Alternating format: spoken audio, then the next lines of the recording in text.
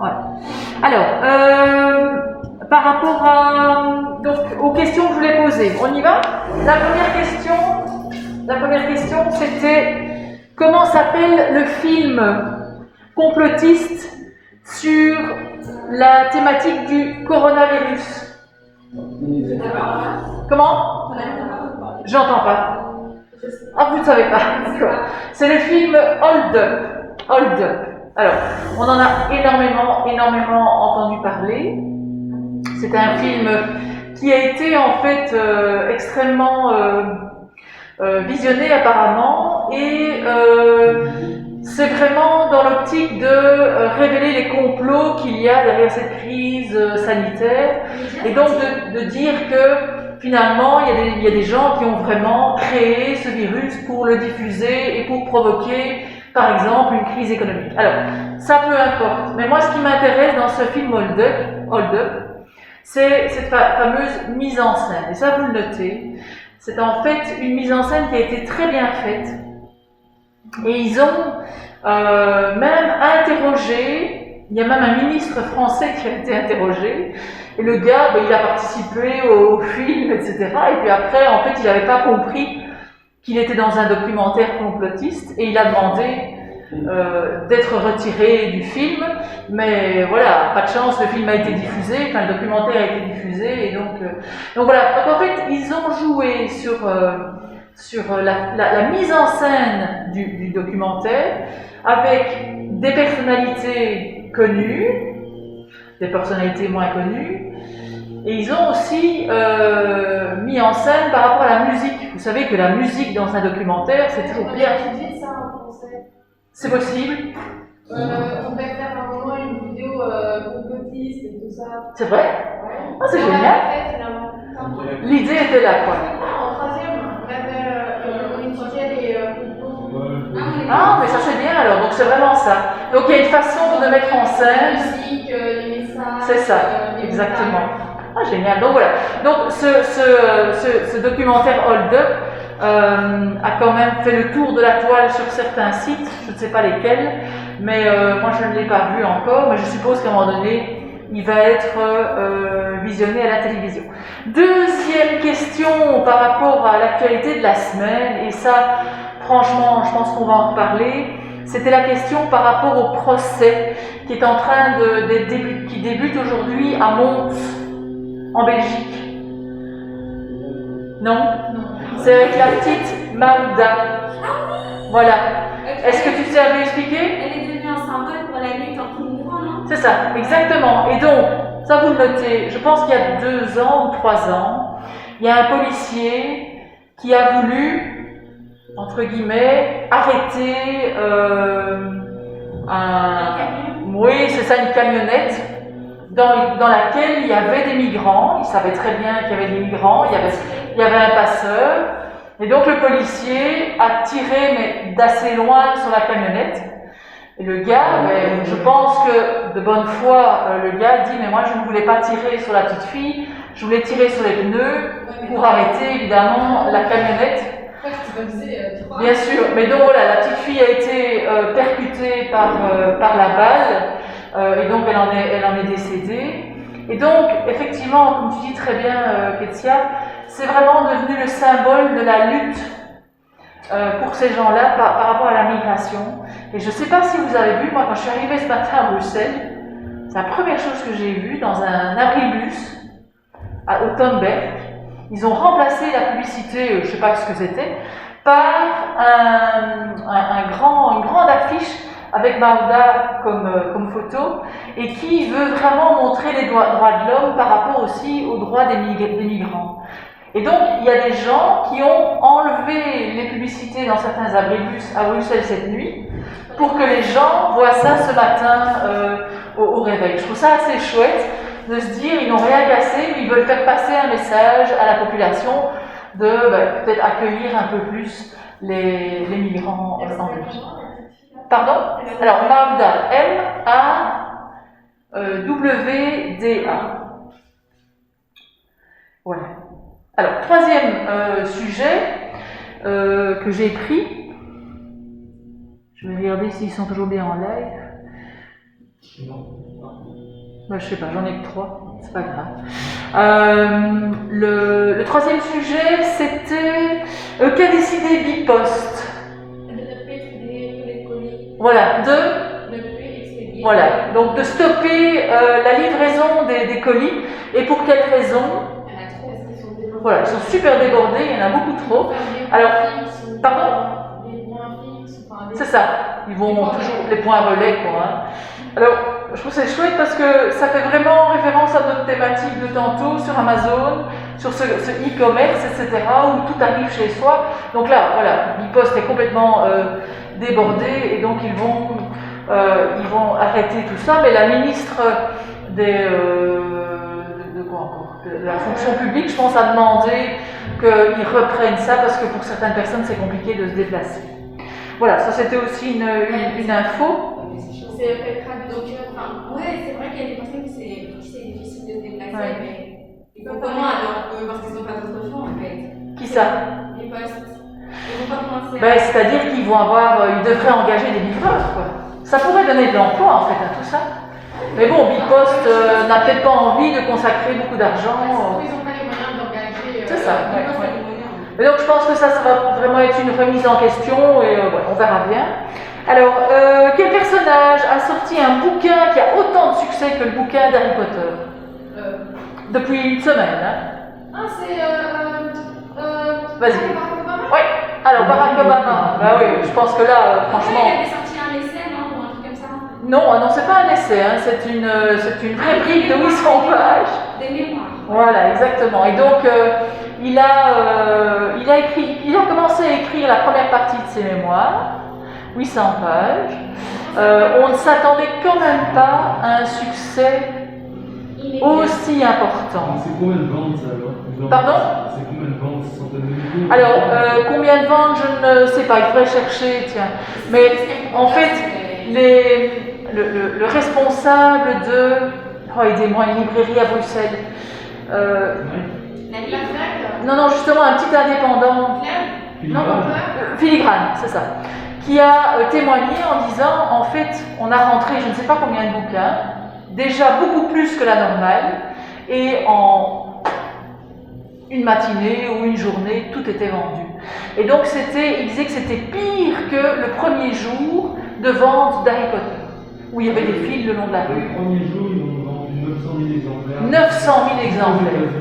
Voilà. Et donc ici, au niveau mondial, on a déjà vendu plus le premier jour du bouquin d'Obama. Vous imaginez le succès que ça va être. Alors je sais pas, vous l'avez pas vu?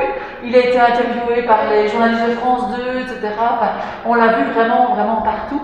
Bon, mais il est bien payé. Hein. Je pense qu'il gagne 800 millions de dollars. 800 millions de dollars. Oui, donc c'est quand même, c'est pas négligeable. Déjà que sa femme, il y a quelques mois, avait fait aussi un bouquin, je ne sais plus comment ça s'appelle. Comment? 10 millions de ventes. 10 millions, voilà, ça avait aussi cartonné. Et apparemment, le fond était très très chouette. À Alors, devenir le. c'est possible, oui. Et donc ici, c'est la première partie de ses mémoires, donc il va en sortir un deuxième. Donc c'est quand même impressionnant. Mais il raconte sa vie à la Maison Blanche. alors, il raconte sa vie depuis son enfance, il raconte son entrée à la Maison Blanche, il raconte le fait de comment il a gouverné, etc. Mais ce qui est chouette avec Barack Obama, c'est qu'il a un esprit très critique, et je pense qu'il va pouvoir aussi s'autocritiquer et ne pas toujours dire qu'il est le meilleur, quoi, hein. Donc ça, c'est vraiment super intéressant. Ketia, oui, c'est ça. Il avait aussi parlé du fait que Michelle Obama, sa femme à l'époque, enfin même maintenant, mais bref, elle était contre à ce qu'il travaille à la Maison Blanche au départ. Voilà. Tout à fait. Oui, enfin, c'était un choix de couple, mais finalement, ça a été un bon choix. Benjamin? Ils disent que vous avez allumé le live, mais vous n'êtes pas dedans. Je n'entends pas. Vous avez allumé le live, mais vous n'êtes pas dedans. Non, je ne suis pas dedans, c'est normal. Ok. Il y a que le son, je ne sais pas pourquoi je ne sais pas mettre ma caméra sur le live, je suis désolée. Oui. Et l'autre truc, ils disent en une semaine, ils ont fait 10 millions, ils ont fait 3 millions de ventes de niveau. Ok, 3 millions. Ah oui, en Belgique alors? Non, dans le monde, en une semaine. Ah, tiens, c'est pas énormément. Si, Pas quand même, oui. moi aussi, j'ai sorti. Mais vous, Benjamin, tu peux leur dire que je suis en train de le filmer, qu'ils peuvent avoir S'ils veulent me voir, ils me verront sur la vidéo. Oui, je ne sais pas pourquoi je ne sais pas mettre ma caméra. Donc, cinquième question. Quelle est la proposition de loi française qui fait débat depuis une semaine? C'est que le gouvernement veut interdire les vidéos des policiers. Voilà, donc on ne peut plus, en tant que citoyen, enfin, on ne pourra plus en France filmer. Comment? Voilà, mais donc l'idée c'est on ne pourra plus filmer les policiers en rue.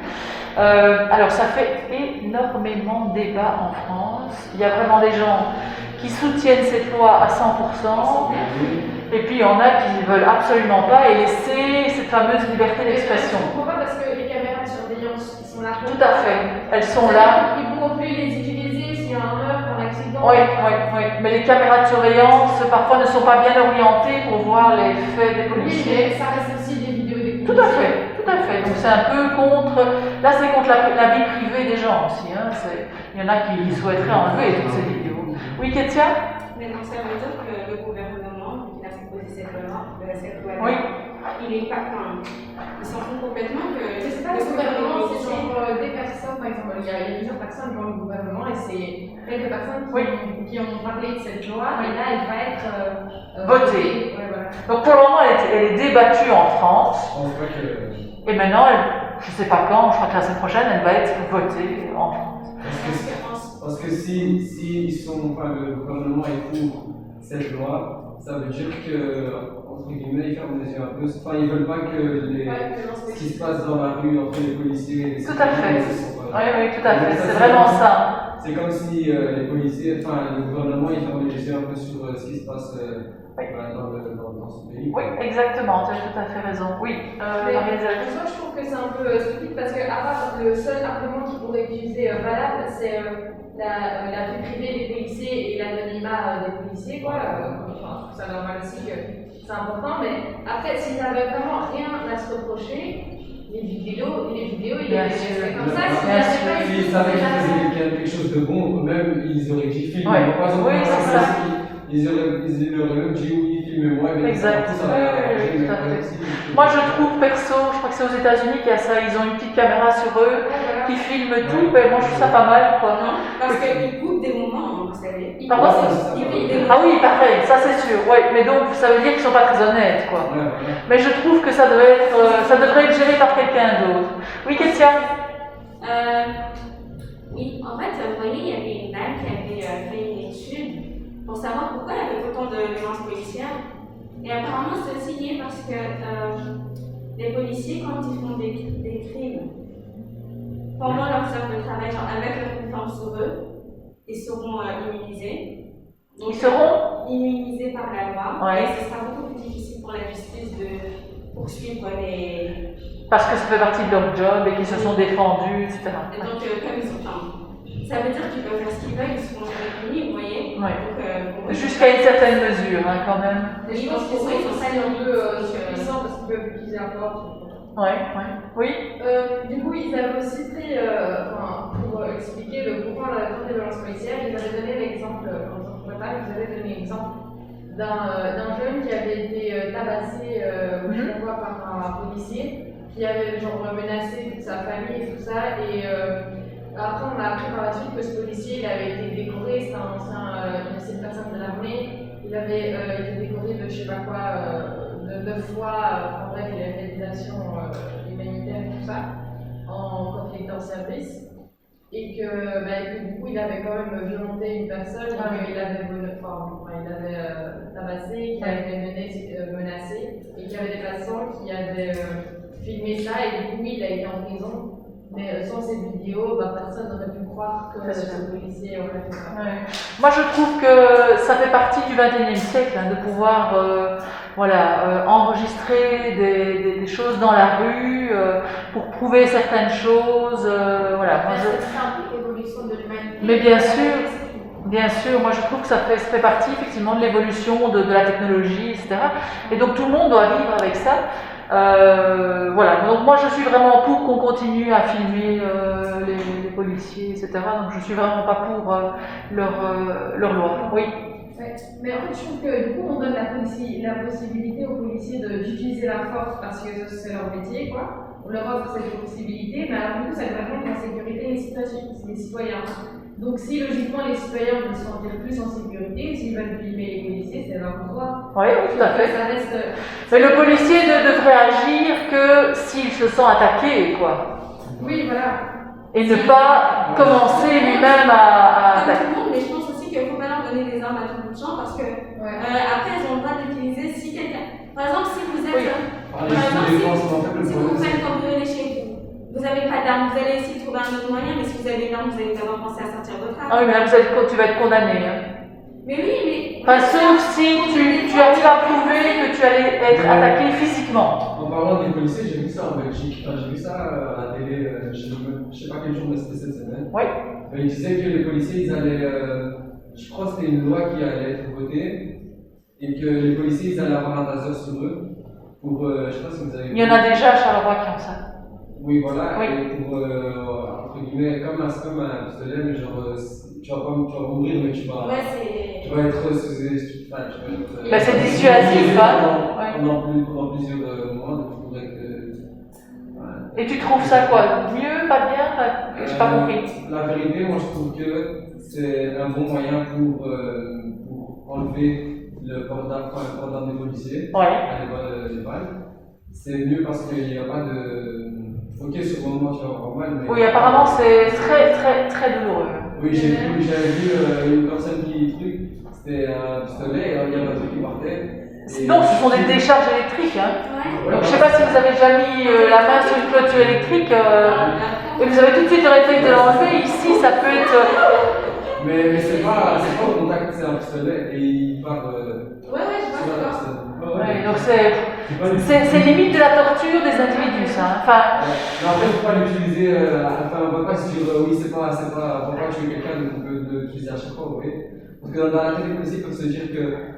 Pourquoi je vais utiliser ma force alors que je peux juste appuyer sur un bouton. Ouais, Après, il va s'électrocuter, après, c'est qu'il va mourir. Oui. Mais c'est aussi l'usage de la force et qui peut être aussi mal utilisé parfois. Quoi.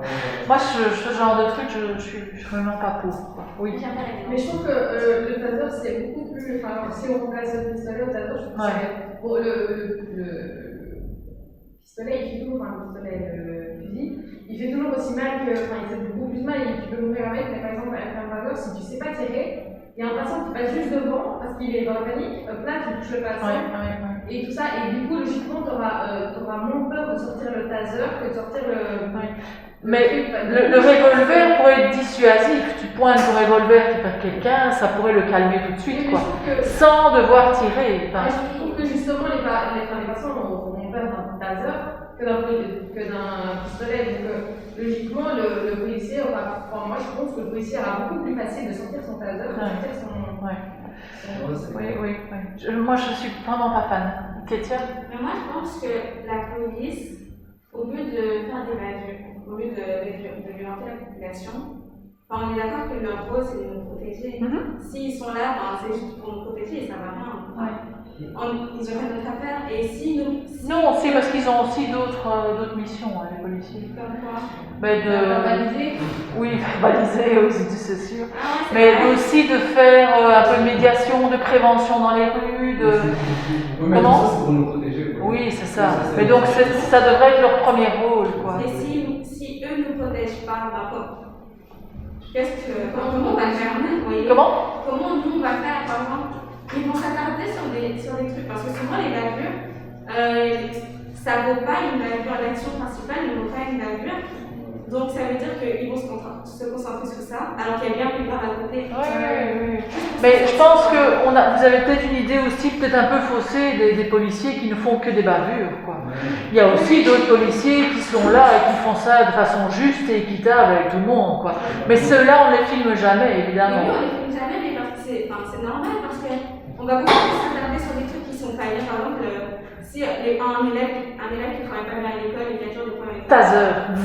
Non, on va toujours se dire cet élève il fait ça alors qu'on ne regarde pas ce qu'il fait bien à côté, vous voyez. Parce qu'ils sont beaucoup plus sur ça, c'est normal. Oui, tout à fait. Je trouve qu'avec tout ce qui se passe maintenant avec les violences policières et tout sur les citoyens, en fait, sans faire exprès, on a une image du policier mauvais, alors qu'en fait, il y a des policiers qui sont totalement à l'inverse de ça. Mais bien sûr. Et même les policiers pour moi, je trouve que les policiers qui font ce genre d'actes de violence, je trouve que c'est une minorité comparée aux... Ouais. C'est parce qu'ils sont mis sur les réseaux sociaux et alors du coup, on a l'impression qu'ils sont tous comme ça.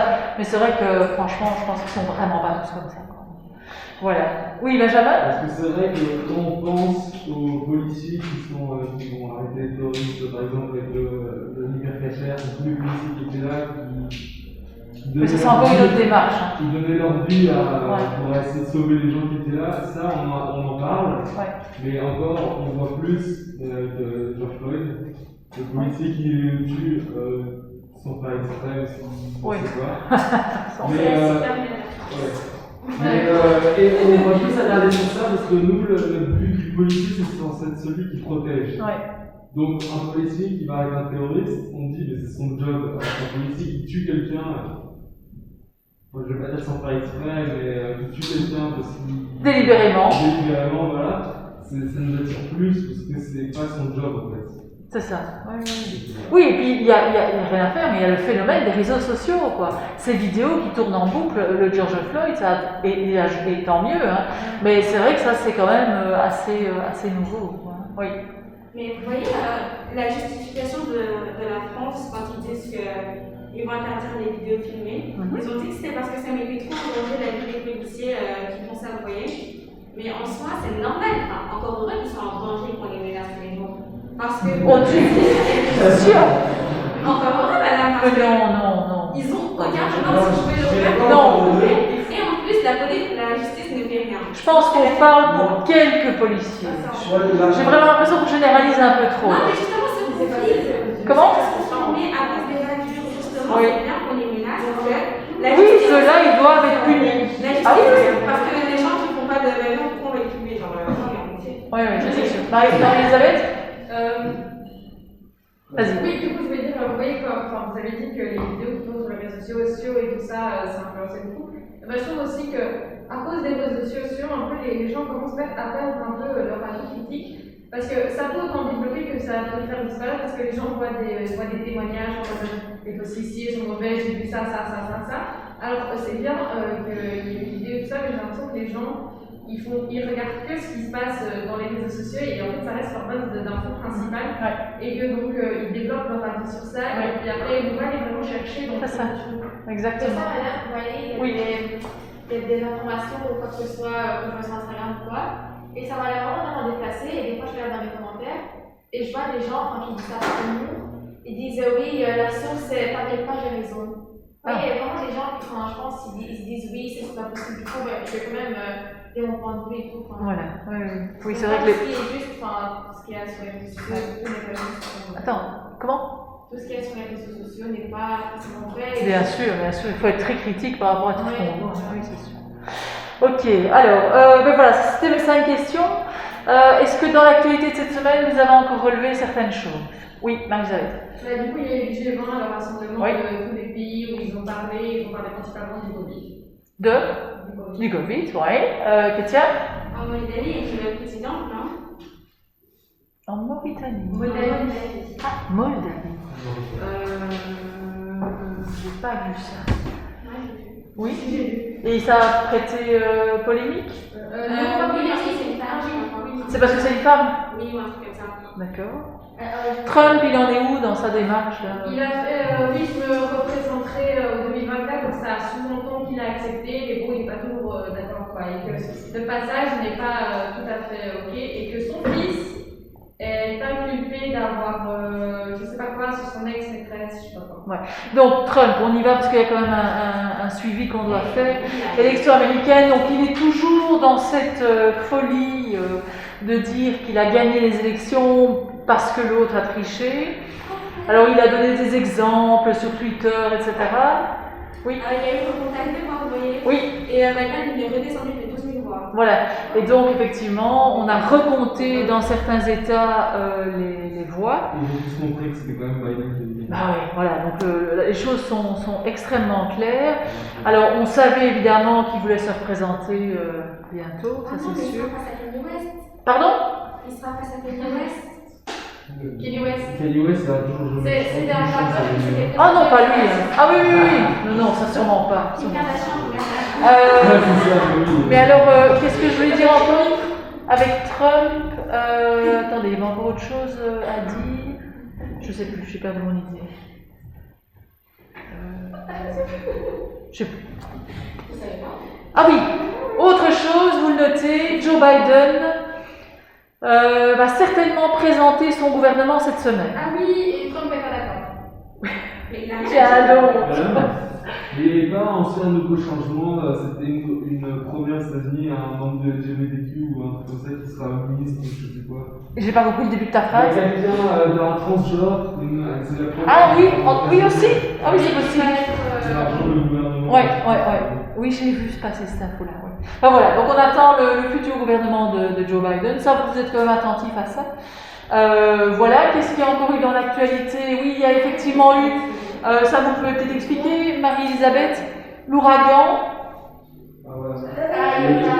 Comment? L'ouragan Yopa, non? Oui, alors qu'est-ce que c'était? Où c'était? Amérique centrale. Amérique centrale. Ça a fait combien de victimes? Ah, ça, je connais pas les chiffres. Des centaines de victimes. Ça a été extrêmement dévastateur. Et donc c'est lié principalement de nouveau au réchauffement climatique où effectivement les températures des océans augmentent. Et donc du coup la puissance des ouragans est bien plus prononcée et bien plus grave. Ah oui, il y a encore un autre sujet que je voulais vous dire. Ils avaient déjà été tapés par l'ouragan une semaine avant, non? Oui, il y en a eu un autre avant. Effectivement, il y en a eu deux qui sont 15 jours, je crois qu'il y avait 15 jours d'écart, mais qui ont balayé les côtes. Oui, Marie-Elisabeth. J'ai deux trucs à dire. Oui. Il y en a une fois, c'est bon, je pense que ça date des semaines, mais il y a eu une espèce de. À cause des éboulements ou je sais pas quoi, du montée des eaux, bref, dans un petit village, il y a vraiment toutes les côtes qui ont été dévastées, les maisons ont été cassées. Tout Ça y est longtemps. Ouais, c'est Pendant les vacances de Noël. Il y avait des tortues qui étaient alignées, voilà. Ouais. Et ensuite, il y a des tortues qui sont presque en voie d'extinction, je sais pas quoi, qui, je pense qu'il y en a eu 17 ou un truc comme 27 ou un truc comme ça, et c'est genre le record. Des tortues qui avaient échoué c'est des plus petites tortues sur une plage. Et d'habitude, il y a beaucoup de personnes, d'habitude, Les citoyens? les citoyens vont régulièrement aller Les aider. sauver les tortues en les jetant dans une autre mer. Ouais. Sauf que cette fois-ci, il y en avait beaucoup plus et qu'il dit que ça cause réchauffement climatique. Voilà, super. Voilà. Très bien. Et puis, il y a le McDonald's qui fait son propre média. McDonald's? Et une ville en Allemagne. Ah, il y a une ville en Allemagne, pardon. Non, le Vlaams-Belag. Ah, le Vlaams-Belag. Merci Laetitia. Oui, le Vlaams-Belag. Et de faire son propre média. Chut, taisez-vous les filles. Il veut faire son propre média. Oui, tout à fait. Ils veulent avoir effectivement leur propre média. Alors, j'ai une info qui est super importante. Je vais parler 2 minutes. En Belgique, on a maintenant la certitude que les centrales nucléaires, vous le notez, les centrales nucléaires, ah c'est ça que ça n'allait pas. Les centrales nucléaires seront fermées en 2025 en Belgique. Alors, vous avez le big boss d'Engie là, qui gère les centrales, qui, je m'en sors pas avec mon micro. D'ici quoi? D'ici 2025? 2025. Donc il y a le big boss, le PDG d'Engie qui a vraiment fait une grande déclaration cette semaine en disant voilà, on promet de fermer les centrales nucléaires. C'est bien ça. Alors, ça c'est le surréalisme à la belge. Attendez, je vous explique, ça fait des années, mais quand je dis des années, c'est 30 ans, quoi, hein, que les gouvernements successifs veulent vraiment fermer ces centrales nucléaires, etc. Mais il n'y a pas eu qu'elle a explosé. Non, oui, mais enfin, il y en a une qui a des fissures dedans, peut-être pas explosées, mais effectivement, elles sont vieilles. Et donc, ce qui est le surréalisme à la Belge, c'est que le climatologue, et vous le notez, Jean-Pascal Van Ypersele, je ne sais pas si vous voyez qui il est. Absolument pas. C'est le professeur de l'UCL qui a beaucoup d'influence au niveau du GIEC. Donc le groupe intergouvernemental sur le climat. Donc Jean-Pascal Van Ypersele, Van, Y-P-E-R-S-E-L. Et donc il a fait une déclaration cette semaine en disant c'est pas le moment de fermer les centrales nucléaires parce que pour notre transition écologique, on doit les garder encore quelques années. Quel est l'avantage des centrales nucléaires par rapport au réchauffement climatique, Marie-Elisabeth? Qu'on n'utilise pas le pétrole. Oui, alors on n'utilise pas le pétrole, mais on utilise quoi? Oui, on utilise de l'uranium, qui est une ressource naturelle, mais qui est une ressource c'est une ressource naturelle, c'est une ressource qui n'en a pas énormément. Voilà, donc elle ne sera pas renouvelable. Donc ça, c'est un premier point négatif.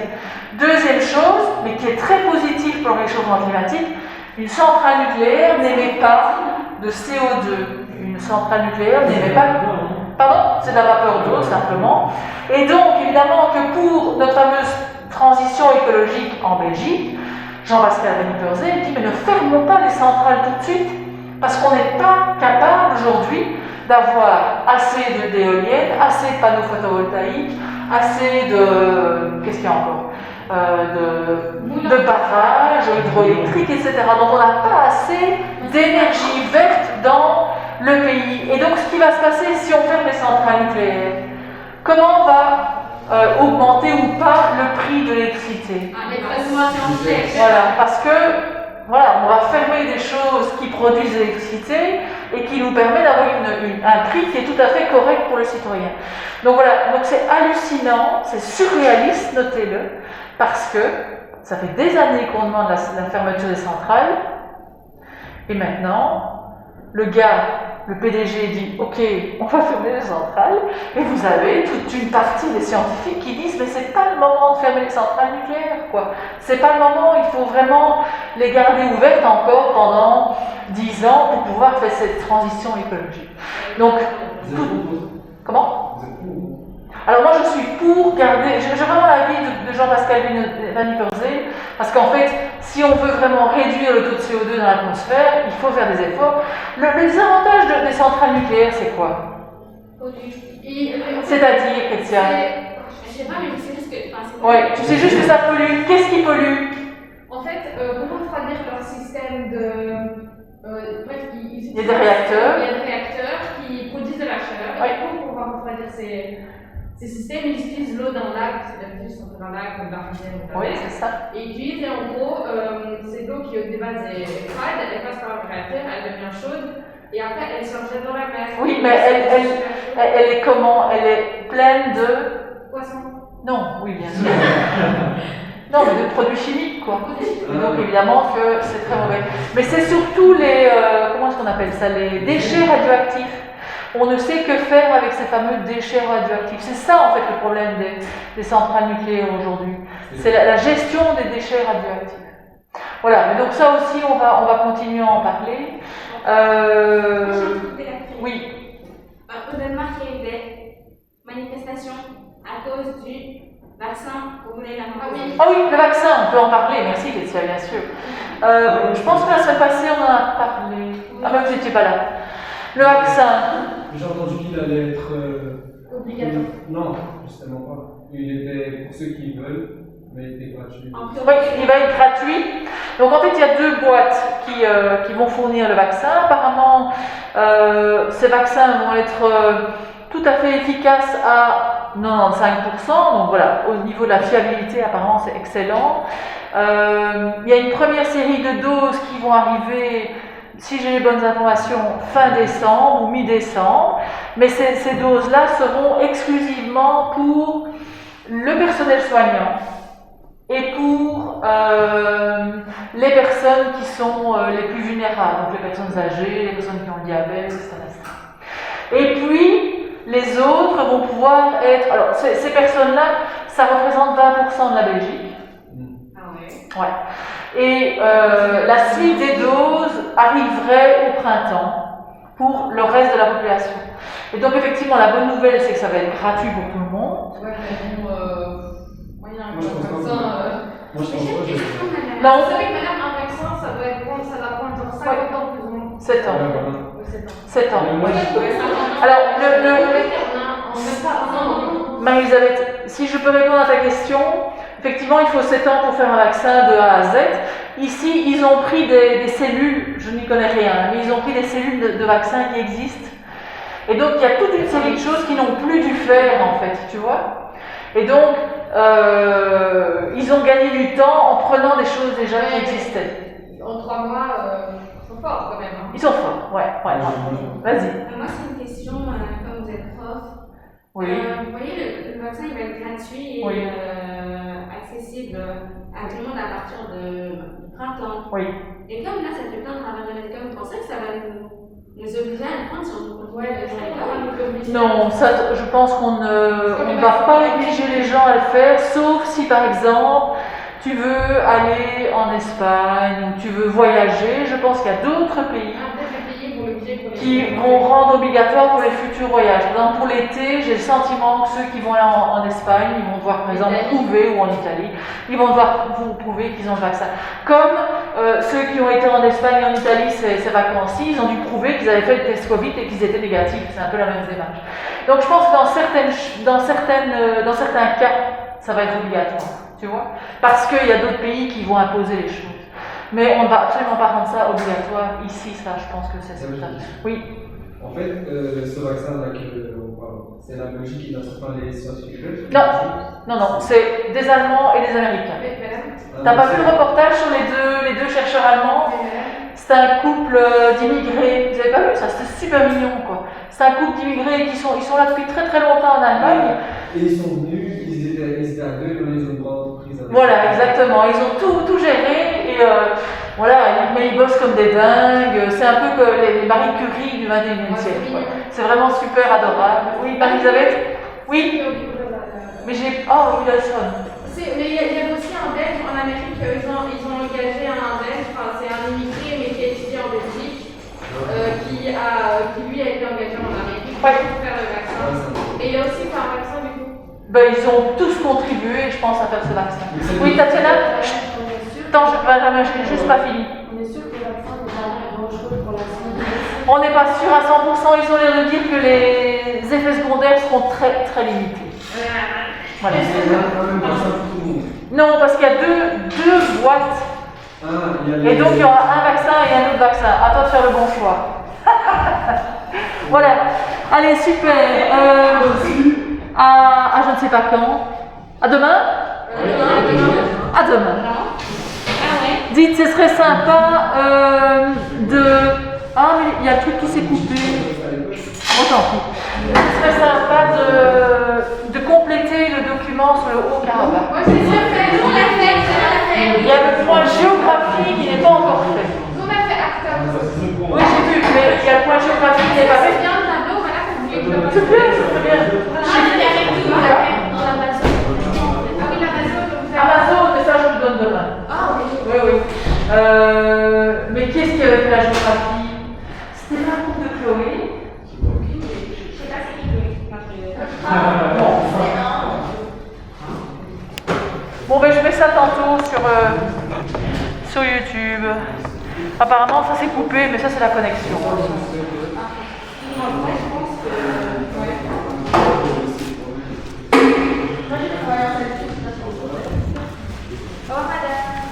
À demain.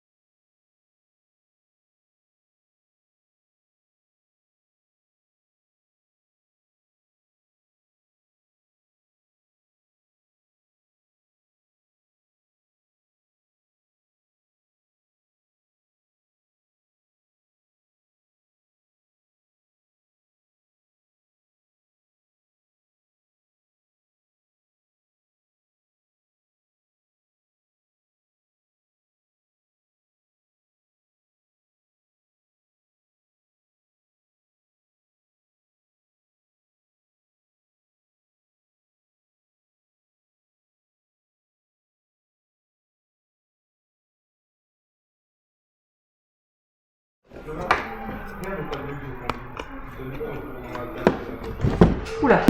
Car même si cela n'est pas dit explicitement, la sécurité d'Israël concerne aussi l'Europe. Tout ceci pour expliquer que le gouvernement d'Ankara a depuis longtemps fait un choix pro-occidental. Maintenant, l'argument religieux. Ouvrir les portes à la Turquie, c'est évidemment un message